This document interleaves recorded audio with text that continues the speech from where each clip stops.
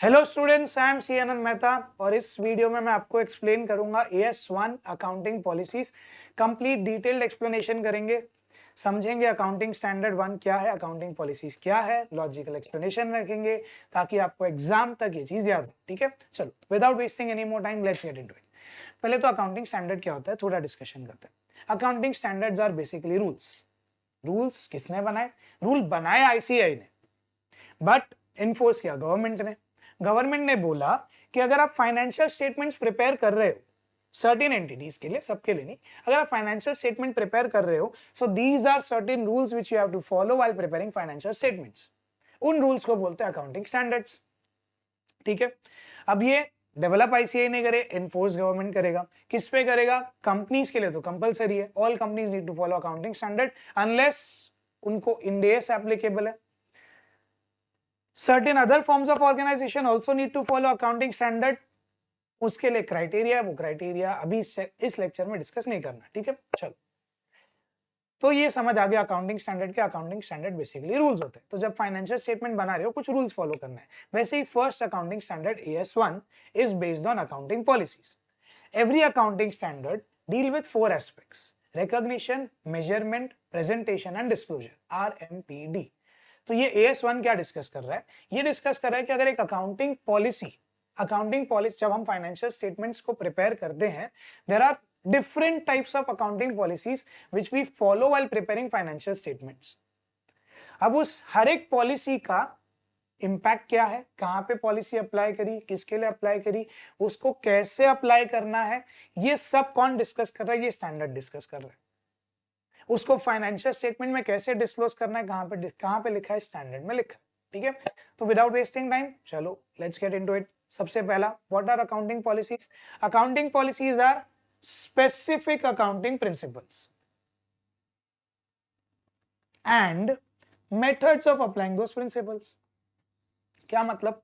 देखो पहले तो अकाउंटिंग प्रिंसिपल का मतलब क्या, जब मैं प्रिंसिपल की यहां पे बात कर रहा हूं, then I mean 3 terms in this context.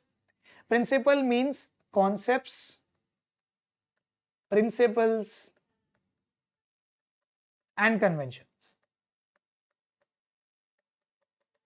तीनों में डिफरेंस क्या है? कॉन्सेप्ट्स का मतलब होता है assumptions। प्रिंसिपल्स का मतलब क्या होता है?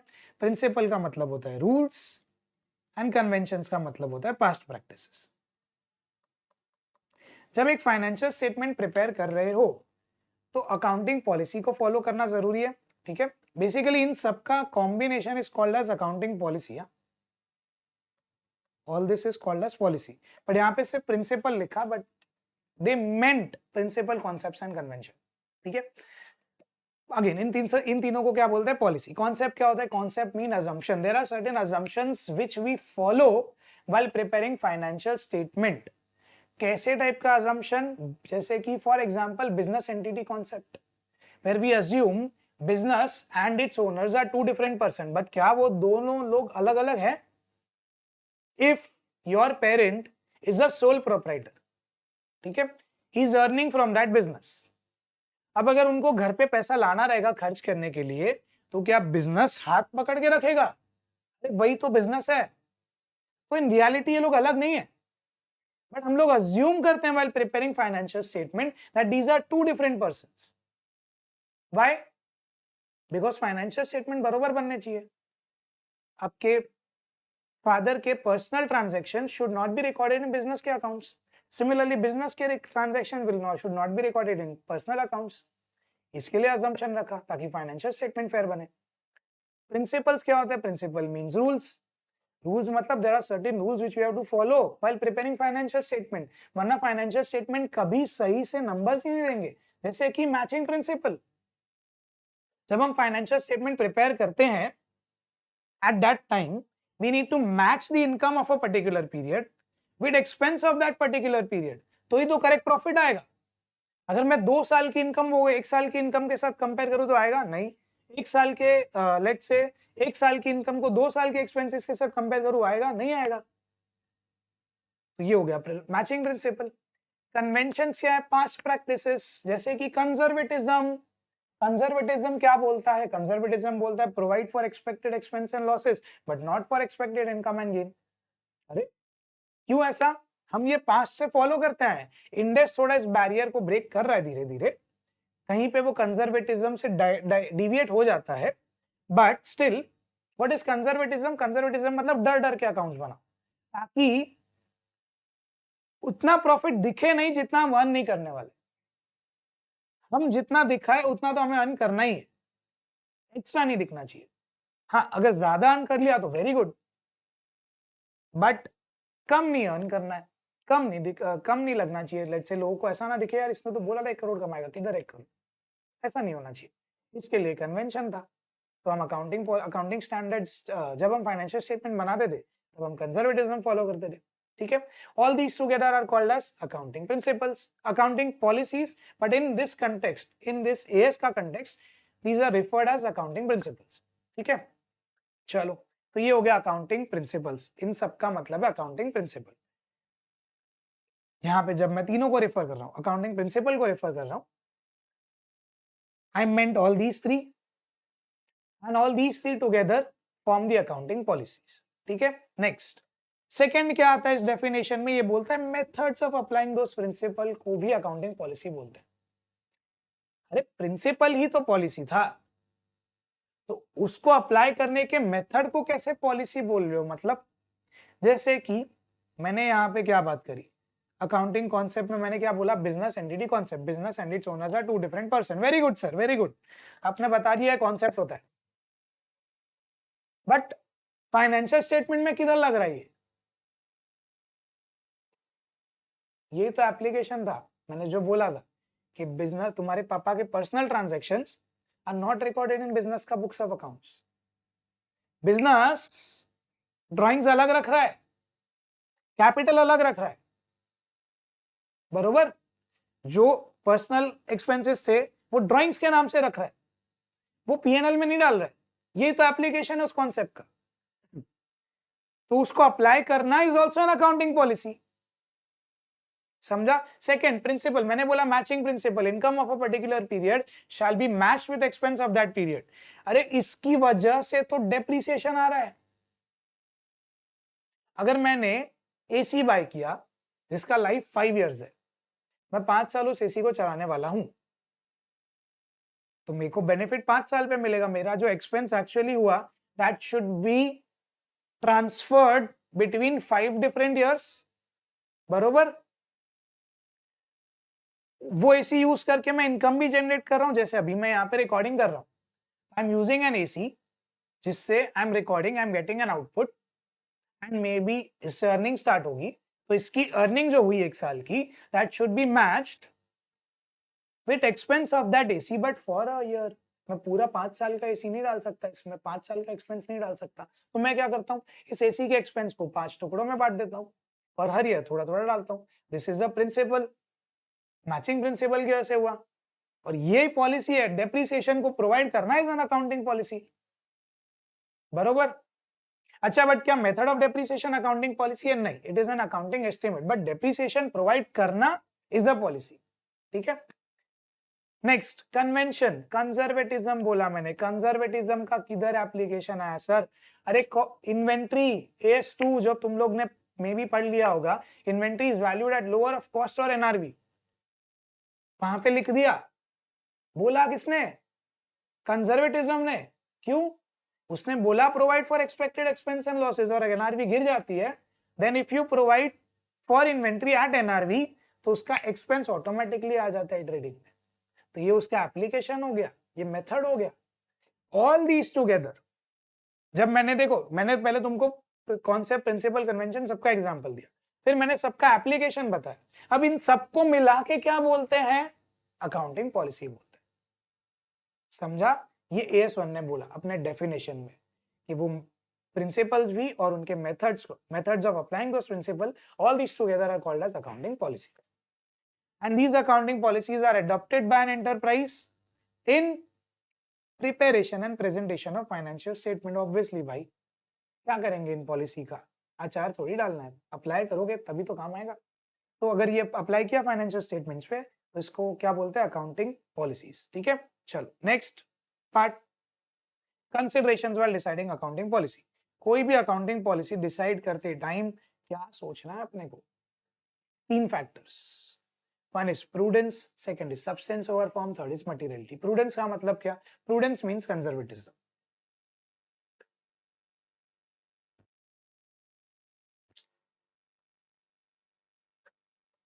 Conservatism, prudence means conservatism. मतलब क्या सर? ये आंसर का मतलब क्या? पहले तो ये बताओ। जब भी तुम कोई अकाउंटिंग पॉलिसी डिसाइड कर रहे हो अपने बिजनेस ऑर्गेनाइजेशन के लिए, so there are 3 factors you need to keep in mind.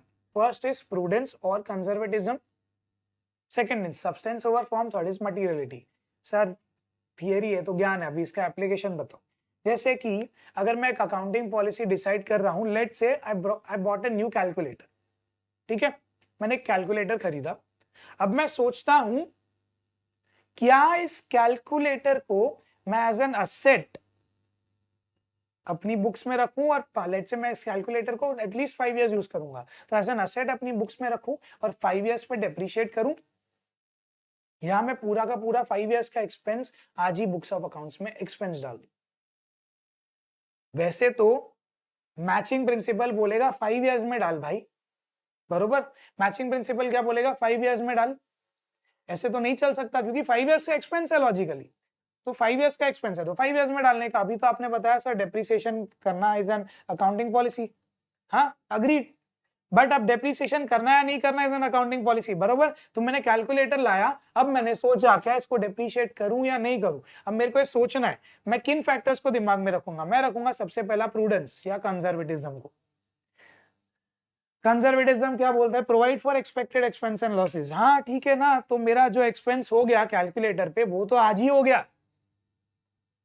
और वो अगर आज ही हो गया वो तो एक्सपेक्टेड भी नहीं है, वो तो एक्चुअल एक्सपेंस है। तो ये कंजर्वेटिज्म तो बोल रहा है कि आज के आज पूरा पीएनएल में डाल। मैं बोलता हूँ ठीक है डन, पीएनएल में डालेंगे।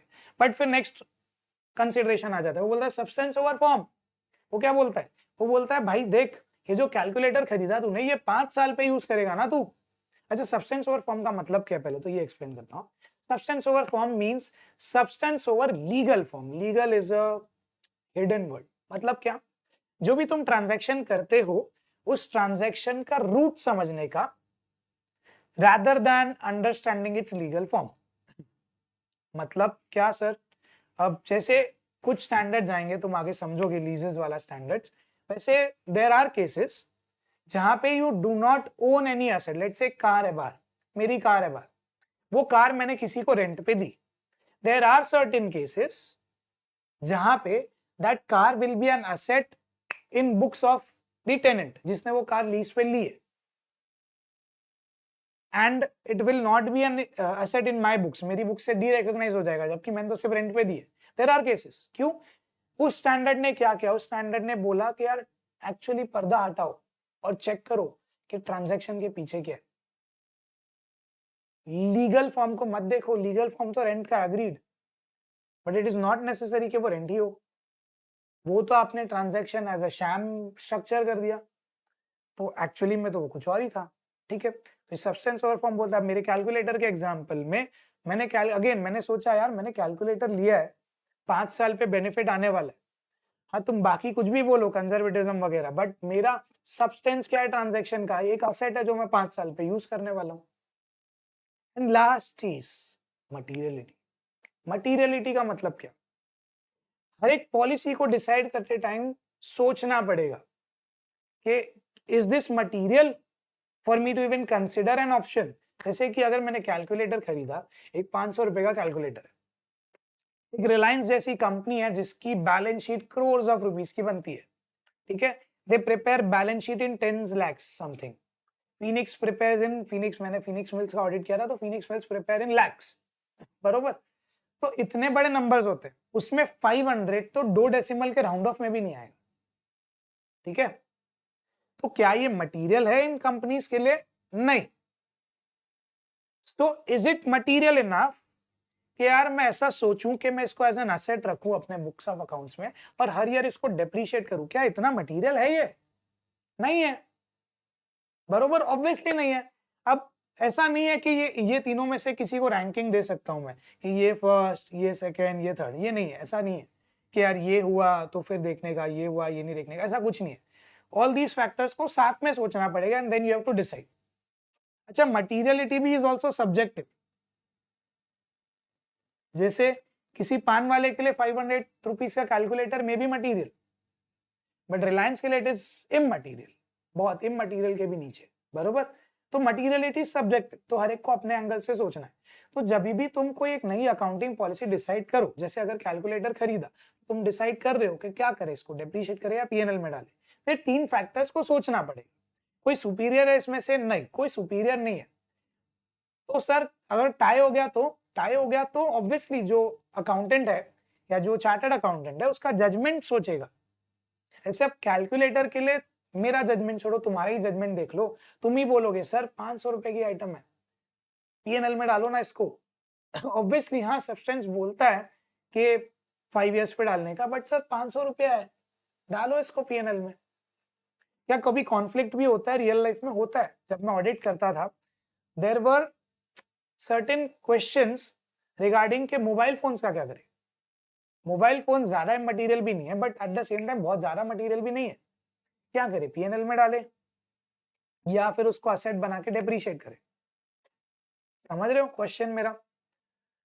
तो यहाँ पे कॉन्फ्लिक्ट आता था, इसको कैसे रिजॉल्व कर सकते हो? बैठ के 2-3 अकाउंटेंट मिलके बैठेंगे, डिसाइड करेंगे कि क्या करना है, ठीक है। तो उस कॉन्टेक्स्ट में अभी नहीं जाते, वो तुम जब सीए बन जाओगे तुमको खुद जजमेंट आएगा।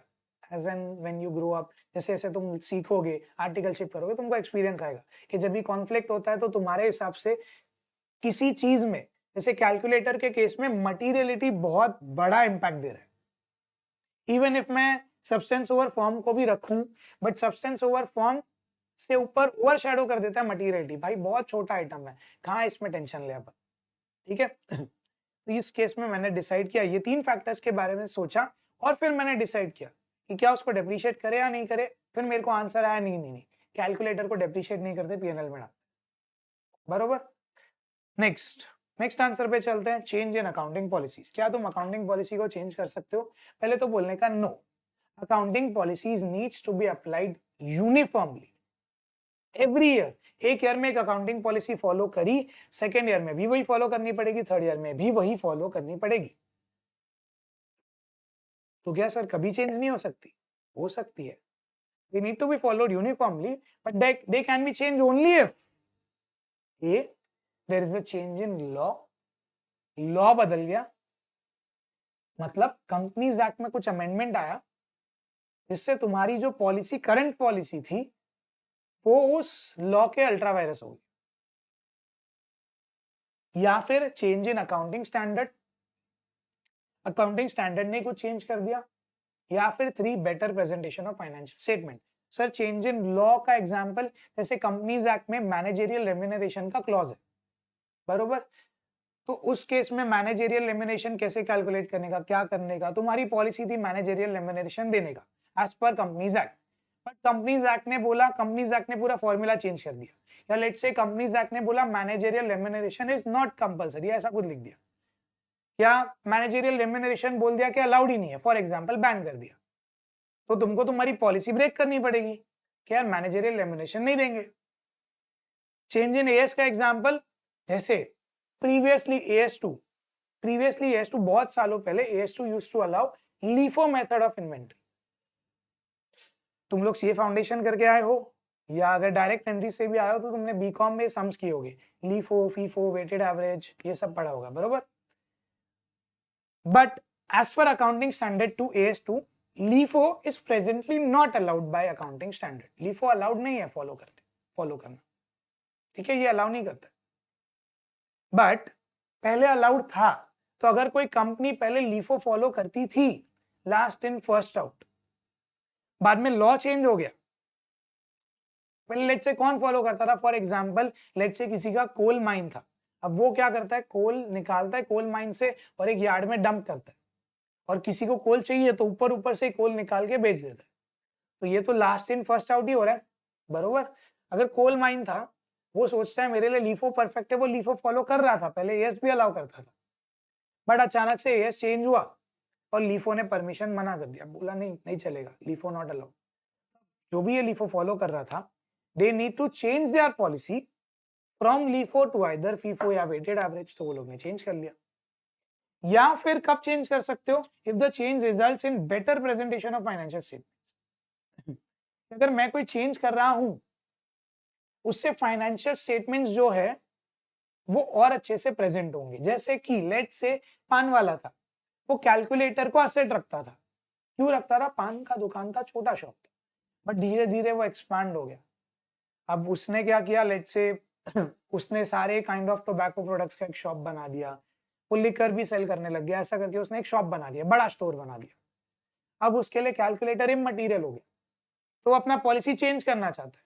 वो सोच रहा था पहले कैलकुलेटर असेट बनेगा, बट प्रॉब्लम क्या है कि वो असेट अगर दिखा मेरी बुक्स ऑफ अकाउंट्स में, मेरे फाइनेंस बैलेंस शीट में, तो उसमें बाकी की रिलेवेंट चीजें गायब हो जाएगी, हो सकता है उनपे कम एम्फोसिस जाए। तो मैं क्या करता हूं, मैं अपनी पॉलिसी चेंज करता हूं कि आज से calculator will not be an asset, calculator will be expense to the profit and loss account. ये पॉलिसी चेंज कर दी। क्यों चेंज करी? क्योंकि इस चेंज करने से मेरे फाइनेंशियल स्टेटमेंट बेटर प्रेजेंट हो, तो मैं चेंज कर सकता हूं। ठीक है, नेक्स्ट चेंज, एक theory point, change in accounting policy. ये AS5 के हिसाब से, it is not in AS1, AS5 में लिखा है। Change in accounting policy needs to be applied retrospectively unlike accounting estimate which are to be applied prospectively. क्या मतलब है रेट्रोस्पेक्टिवली और प्रोस्पेक्टिवली का? रेट्रोस्पेक्टिवली मींस पास्ट से चेंज करने का। पास्ट से चेंज करने का मतलब, अगर मेरा कोल माइन था, मैं पहले लीफो फॉलो कर रहा था, अचानक से लीफो बंद हो गया, अब से मैं सोच रहा हूं वेटेड एवरेज फॉलो करूंगा, तो मेरे को अपने नंबर्स को ऐसे एडजस्ट करना पड़ेगा, पुराने इवन लास्ट ईयर के जिसके फाइनेंशियल स्टेटमेंट क्लोज हो गए थे, साइन हो गए थे, उसमें भी चेंज करना पड़ेगा। तो क्या मैं पीछे जाके चेंज कर सकता हूं? ऐसे जाके चेंज, ऑब्वियसली पीछे वाले तो पब्लिश हो गए, बट अभी तुम चेंज करोगे और जो तुम कंपैरेटिव्स दिखाओगे उसमें नए नंबर्स दिखाओगे। मतलब लेट्स से 2025 में अपन ने को चेंज किया, ठीक है, पॉलिसी चेंज किया कि अब लीफो से फीफो फॉलो करेंगे, लीफो से वेटेड एवरेज फॉलो करेंगे, बट मेरा 2024 का सामने कंपैरेटिव्स दिखता है ना। अगर बैलेंस शीट है, लेट्स से इन्वेंट्री दिख रही है, लास्ट ईयर एक्चुअली में प्रेजेंट जो हुई थी 2024 में वो हुई थी 10 lakhs, but because I am changing from LIFO to weighted average, तो मेरी इन्वेंट्री जो है वो आ रही है लेट्स से 12 lakhs की, बढ़ रही है। ठीक है, लास्ट ईयर की इन्वेंट्री पहले 10 लाख दिख रही थी लीफो के हिसाब से, बट अब वेटेड एवरेज के हिसाब से लास्ट ईयर की इन्वेंट्री 12 lakhs है। मेरे पास सब बिल पड़ा था, तो मैंने वेटेड एवरेज से ढूंढ लिया कि लास्ट ईयर का इन्वेंट्री का वैल्यू कितना था, तो वेटेड एवरेज के हिसाब से तो 12 लाख था, बरोबर। अब लास्ट ईयर फाइनेंशियल स्टेटमेंट में तो 10 लाख गए 2024 में। यहाँ पे जब मैं इन्वेंट्री का वैल्यू लिखूंगा, क्या मैं 10 लाख लिख सकता हूँ? अभी नहीं लिख सकता, मेरे को 12 लाख लिखना पड़ेगा। क्यों? मेरे को चेंज रेट्रोस्पेक्टिवली अप्लाई करना है। रेट्रोस्पेक्टिवली मतलब जो लास्ट ईयर का नंबर था, जो कंपैरेटिव भी दिखेगा इस साल, उसको भी मेरे को चेंज करना पड़ेगा कि हाँ लास्ट ईयर 10 लाख था, लेकिन अभी वो नए एस्टिमेट्स के हिसाब से, नए पॉलिसी के हिसाब से 12 लाख है। तो इसको बोलते हैं retrospective application. But accounting estimate needs to be applied prospectively. मतलब क्या?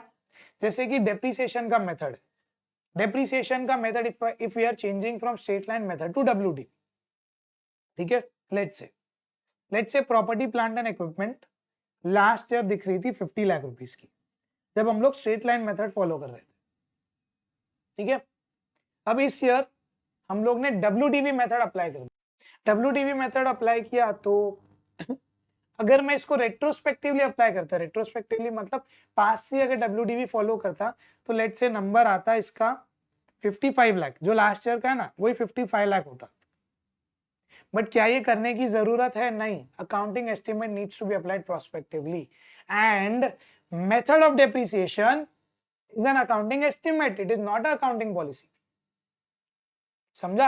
अब क्योंकि वो अकाउंटिंग एस्टिमेट है तो उसको प्रोस्पेक्टिवली लगाना है। प्रोस्पेक्टिवली मतलब क्या? ठीक है, पास्ट में करते थे SLM फॉलो करते थे, पास्ट है भूल जाओ, आगे से क्या करना है? आगे से WDV फॉलो करेंगे, तो कोई बात नहीं, आगे से नया नंबर आएगा WDV करेंगे। समझा? ठीक है, ये चीज ध्यान रखना। नेक्स्ट, अगर मैं अकाउंटिंग पॉलिसी चेंज करूं तो should I disclose the change in accounting policy? Yes, but कैसे, समझो। If the change in accounting policy has a material effect in the current period, मैं जो पॉलिसी चेंज कर रहा हूं उससे इस साल के फाइनेंशियल स्टेटमेंट्स में बहुत अच्छा मटेरियल इंपैक्ट आने वाला है, तो और अगर अमाउंट उसका असर्टेनेबल है, मतलब अमाउंट भी मिल सकता है, then the amount should be disclosed due to new policy should be disclosed in the notes to accounts। कि यार जो मेरा ऐसा लिखना पड़ेगा, that we used to, for example अगर हम लोग ने इन्वेंट्री का मेथड चेंज कर दिया from LIFO to weighted average, तो हमको लिखना पड़ेगा फाइनेंशियल स्टेटमेंट में और अमाउंट भी लिखना पड़ेगा। जैसे यहाँ पे मेरा 10 की जगह 12 हो गया लास्ट ईयर का, ठीक है, और इस ईयर भी अगर लीफो फॉलो करता तो लेट्स से इस ईयर आता 20 लाख, बट बिकॉज मैंने वेटेड एवरेज फॉलो किया तो आ रहा है 23 लाख। ठीक है, 3 लाख का इंपैक्ट आ रहा है, तो मेरे को लिखना पड़ेगा, क्या लिखना पड़ेगा, ऐसे प्रेजेंट करना पड़ेगा that we used to follow LIFO method of inventory. However, due to a change in accounting policy, we have shifted to weighted average method. Because of the change to weighted average method, there is a material change in the value of inventory. As a result of applying weighted average method, in the value of inventory has increased by 3 lakh and bracket में ये भी लिखना पड़ेगा previous year increase ₹2 lakh, ऐसे करके amount बताना पड़ेगा। अगर हाँ ये 3 लाख 2 लाख मटेरियल है तो ये बताना पड़ेगा, ऐसे पॉलिसी डिस्क्लोज करना पड़ेगा। बट अगर अमाउंट असर्टेनेबल नहीं है तो क्या करोगे, ये फैक्ट कि we are unable to ascertain the amount, ascertain the impact, ये डिस्क्लोज करना पड़ेगा। मतलब क्या, लेट से हम लोग लीफो से वेटेड एवरेज पे आ गए, बट प्रॉब्लम क्या है, मेरे पास बिल ही नहीं है लास्ट ईयर के। अब बिल वगैरह है नहीं तो मैं लास्ट ईयर का अमाउंट ढूंढ नहीं सकता, मैं ढूंढ नहीं सकता तो क्या मैं अमाउंट को प्रेजेंट कर सकता हूँ, नहीं कर सकता। ऑब्वियसली अमाउंट ही नहीं मिलेगा तो प्रेजेंट कैसे करूंगा, बरोबर। अमाउंट नहीं मिलेगा तो प्रेजेंट नहीं कर सकता, तो मेरे को लिखना पड़ेगा fact due to unavailability of invoices we are unable to find the impact of the change in accounting policy, as a result we are disclosing this fact, ऐसा कुछ लिखना पड़ेगा। समझा? बट अच्छा, अमाउंट नॉट असर्टेनेबल, ये कब, कि क्या ऐसा ऐसा कर सकते हैं कि यार मेरे को ना बहुत आलस आ रहा है, ये नंबर बहुत ढूंढना मुश्किल है, तो मैं ऐसा बोल दूं अमाउंट नॉट असर्टेनेबल? नहीं, there should be a practical limitation to that. ऐसा नहीं कि आलस आ रहा है तो मैंने ढूंढा नहीं तो मैं नहीं बताऊंगा, अरे ऐसा नहीं चलेगा। अगर डेटा अवेलेबल है तो मेहनत करो और अमाउंट ढूंढो। अमाउंट ढूंढ नहीं सकते, अगर ट्राई किया बिल विल नहीं था तो क्या करेंगे, तो नहीं कर पाएंगे, तो फैक्ट बता दो, ठीक है। और अगर मटेरियल इफेक्ट इस ईयर नहीं है, लेटर पीरियड्स में, आगे के साल में होने वाला है, ये अकाउंटिंग पॉलिसी चेंज है उससे। लेट्स से इस ईयर लीफो से हम लोग ने वेटेड एवरेज लगा, लेकिन इस ईयर वैल्यू में चेंज नहीं है, नेक्स्ट ईयर से काफी इंपैक्ट आएगा। अगर नेक्स्ट ईयर से इंपैक्ट आएगा तो ये फैक्ट बता दो कि चेंज होने वाला है जो मटेरियल है नेक्स्ट ईयर के लिए, बस ऐसा बता दो। Amount is not mandatory, amount तुम ढूंढ सको, ढूंढ पाओ, बताना है बताओ, नहीं बताना है मत बताओ, ये केस में अगर लेटर पीरियड में होने वाला है, ठीक है। नेक्स्ट है फंडामेंटल अकाउंटिंग अजम्पशन। क्या है fundamental accounting assumption? Fundamental accounting assumption means there are 3 accounting assumptions which are fundamental to preparing the financial statement। मतलब अगर फाइनेंशियल स्टेटमेंट बना रहे हो तो ये 3 तो एग्जिस्ट करने ही चाहिए। First is going concern. Going concern क्या बोलता है? गोइंग कंसर्न बोलता है कि business will continue in the foreseeable future. Very good sir, application किधर इसका? बचपन से सुनते आ रहे हो तुम लोग, business will continue in the foreseeable future, मतलब क्या इसका? बताओ। इसका मतलब ये है कि अगर मैं बिजनेस चला रहा हूं तो बिजनेस बंद नहीं होगा। इसका इंपैक्ट किधर आ रहा है फाइनेंशियल स्टेटमेंट में? इसका इंपैक्ट इधर आ रहा है कि इस अजम्पशन के बेसिस पे मेरी बुक्स ऑफ अकाउंट्स में असेट्स और लायबिलिटीज एग्जिस्ट कर रहे हैं। अगर कोई मशीनरी को मैं 10 साल पे डेप्रिशिएट कर रहा हूं तो मैं क्यों कर पा रहा हूं? बिकॉज आई अज्यूम कि उस मशीनरी को मैं 10 साल यूज करूंगा, बट उसके लिए पहले मैं तो रहूं 10 साल। बिल्डिंग को 40 इयर्स पे डेप्रिशिएट कर रहा हूं, क्या सोच के? मेरा बिजनेस चलेगा 40 इयर्स तक, फोर्सिएबल फ्यूचर तक चलेगा, जितना मैं देख सकता हूं उतना चलेगा। तो मैं डेप्रिसिएशन उसके हिसाब से कर रहा हूँ। उस चक्कर में मेरे असेट्स रह रहे हैं, अगर मेरा नेक्स्ट ईयर बिजनेस एग्जिस्ट करेगा तो ही तो असेट का बेनिफिट मिलेगा, तो ही तो वो असेट है, वरना तो असेट भी नहीं बोल सकता उसको मैं। समझा?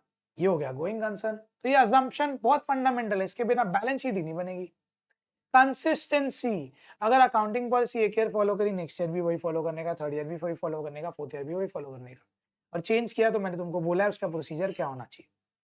सिमिलरली जो नंबर्स है उन नंबर्स को डिराइव करने का लॉजिक, अकाउंटिंग एस्टिमेट भी ट्राई करो कि तुम जितना हो सके उतना कंसिस्टेंट रखो। ये एक फंडामेंटल अकाउंटिंग अजम्पशन है। क्यों? बार बार चेंज करोगे तो तुम्हारे फाइनेंशियल स्टेटमेंट का वैल्यू हो जाएगा 0। क्यों?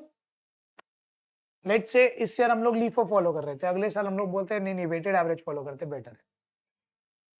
क्यों? Better presentation. अब यही बोलो ना यार, ये जो चेंज का मैंने तुमको इधर ऑप्शन दिया, मैंने बोला अगर बेटर प्रेजेंटेशन है तो भी तुम फॉलो चेंज कर सकते हो। क्या मतलब है बेटर प्रेजेंटेशन का? वो तो कोई भी रीजन दे सकता है। हाँ, आज बोल रहा था लीफो बेटर प्रेजेंट कर रहा है, कल बोलेगा वेटेड एवरेज बेटर प्रेजेंट कर रहा है। कुछ लिमिट नहीं है ना इसकी, तो तुम बार बार चेंज करते जाओ। अगर तुम चेंज करते जाओ तो तुम्हारे फाइनेंशियल स्टेटमेंट का कोई वैल्यू ही नहीं रहेगा। आज लीफो फॉलो किया, कल वेटेड एवरेज फॉलो किया, परसों फीफो फॉलो किया, जो बंदा तुम्हारे फाइनेंशियल स्टेटमेंट रीड कर रहा है वो पागल हो जाएगा, बोलेगा रख तू, तेरा शेयर भी तू ही रख, मेरे को नहीं खरीदना तेरा शेयर। ऐसे करके शेयर का वैल्यू भी गिर जाएगा। अक्रूवल क्या बोलता है? अक्रूवल बोलता है कि इफ इनकम इज अर्नड तो इनकम को रिकॉर्ड कर लो, एक्सपेंस इनकर हो गया है तो एक्सपेंस को रिकॉर्ड कर लो। मतलब जैसे अगर मैंने कोई सर्विस, जैसे हम लोग एजुकेशन इंडस्ट्री में, ठीक है, लेट्स से फॉर एग्जांपल अब मैं कोई क्लासेस में जाता हूं, मैं उस क्लासेस को अपनी सर्विसेज प्रोवाइड करता हूं फॉर अ मंथ, उस मंथ के एंड पे मैं उस क्लासेस को बिल करता हूं। तो अब इस केस में जो मार्च मंथ है मेरा, मार्च मंथ का मैंने सर्विस दे दिया क्लासेस को, और उसका बिल मैंने अप्रैल में किया, बट मार्च मंथ की सर्विसेज दे दिए मैंने, तो क्या मैंने मार्च मंथ की इनकम को अर्न कर लिया है? हाँ कर लिया है। तो क्या वो रिकॉर्ड हो जानी चाहिए फाइनेंशियल स्टेटमेंट में? हाँ हो जानी चाहिए। क्यों? अक्रूवल कॉन्सेप्ट बोलता है कि इनकम अर्न कर लिया है तो रिकॉर्ड कर लो। अगर नहीं किया होता तो बात अलग है, जैसे सर्विस ही नहीं दिया, खाली पुलाव बना रहे, सर्विस ही नहीं दिया मार्च मंथ में, और बोलते हैं मार्च का इनकम रिकॉर्ड कर लो। अबे क्यों रिकॉर्ड करेगा, पागल है क्या? बट सर्विस दे दिया मैंने तो मैंने अर्न कर लिया, अक्रू हो गया, तो मेरे को रिकॉर्ड करना चाहिए। सिमिलरली उस क्लासेस ने जिसको मैंने सर्विस दिया उसके लिए एक्सपेंस हो गया, उसने सर्विसेज कंज्यूम कर लिया, तो उसको ये एक्सपेंस रिकॉर्ड करना चाहिए। फंडामेंटल अकाउंटिंग अजम्पशन है, ये फॉलो करना ही पड़ेगा। समझा? अच्छा तुम लोग बताओ, ये जो अक्रूड इंटरेस्ट होता है, आउटस्टैंडिंग इंटरेस्ट होता है तुम्हारे इन्वेस्टमेंट्स पे, तुम अगर कंजर्वेटिज्म बोलते अरे डर डर के मत देखो सर, एक्सपेक्टेड इनकम मत रिकॉर्ड करो, तो तुम आउटस्टैंडिंग इंटरेस्ट, अक्रूड इंटरेस्ट को तो रिकॉर्ड ही नहीं कर पाते। गवर्नमेंट बॉन्ड्स पे इंटरेस्ट है, लेट से करते रिकॉर्ड? नहीं करते। But there is a difference, वो अक्रूड इनकम है, अर्नड हो गया है, वो टाइम पास हो चुका है, इसके लिए वो अर्न हो गया है। बट एक्सपेक्टेड इनकम क्या होती है? अरे वो टाइम गया ही नहीं, मैंने ख्याल में हवा में सोचा कि अरे मैं 1 साल तक बॉन्ड में इन्वेस्ट करूंगा, मेरे को 10,000 रुपया इनकम हो जाएगा, तो क्या मैं ईयर के बिगनिंग में 10,000 इनकम बता सकता हूँ? नहीं बता सकता। क्यों? This is not earn, this is expected income, ये नहीं बता सकता। बट अगर अर्न हो गई इनकम तो बता दो। ठीक है, नेक्स्ट, क्या फंडामेंटल अकाउंटिंग अजम्पशन को डिस्क्लोज करना पड़ता है? अगर तुम फॉलो कर रहे हो तो नहीं करना है। क्यों? क्योंकि फंडामेंटल है, सबको समझता है, फंडामेंटल है तो फॉलो किया ही होगा। पर अगर तुमने कभी बोल दिया कि नहीं भाई मैं तो नहीं फॉलो करूंगा इसको, लेट से तुमने बोल दिया कोई बेसिस, कोई जगह पे कि कंसिस्टेंसी फॉलो नहीं कर रहा, मैं कंसिस्टेंसी फॉलो नहीं कर रहा, मतलब एक ईयर में मैंने कैलकुलेटर को बोला था कि मेरा असेट है, दूसरे ईयर में बोला मैंने एक्सपेंस है, तीसरे ईयर में फिर से आके बोला मैंने एक्सपेंस है, कंसिस्टेंसी नहीं रखी मैंने। क्यों? तो वो रीजन बताना पड़ेगा, नहीं रखी ठीक है, ये फंडामेंटल अकाउंटिंग असम्पशन को ब्रेक किया, नहीं किया फॉलो, तो ये डिस्क्लोज कर चल, क्यों, क्या, सब कुछ बता इसमें, और बता कि तू फॉलो नहीं कर रहा है इसमें, अप्रूवल को, कंसिस्टेंसी को फॉलो नहीं कर रहा है, ये डिस्क्लोज कर और उसके रीजन भी लिख दे। ठीक है, नेक्स्ट, एक डिस्क्लोजर वाला पार्ट याद रखना, all significant policies are mandatorily required to be disclosed at one place in the notes to account. तुम जो भी फाइनेंशियल स्टेटमेंट बनाते हो उसके नोट्स टू अकाउंट्स में तुमको सारी सिग्निफिकेंट पॉलिसीज को डिस्क्लोज करना पड़ेगा एट वन प्लेस, ठीक है। बट ऐसा अलाउड है क्या कि यार कुछ गलत ही पॉलिसी फॉलो कर दी, इन्वेंट्री के लिए लीफो फॉलो कर दिया और बोल दिया अरे मैं डिस्क्लोज कर रहा हूं ना फाइनेंशियल स्टेटमेंट में, तो चलेगा ना? नहीं, not allowed. A मियर disclosure can not justify an incorrect accounting treatment.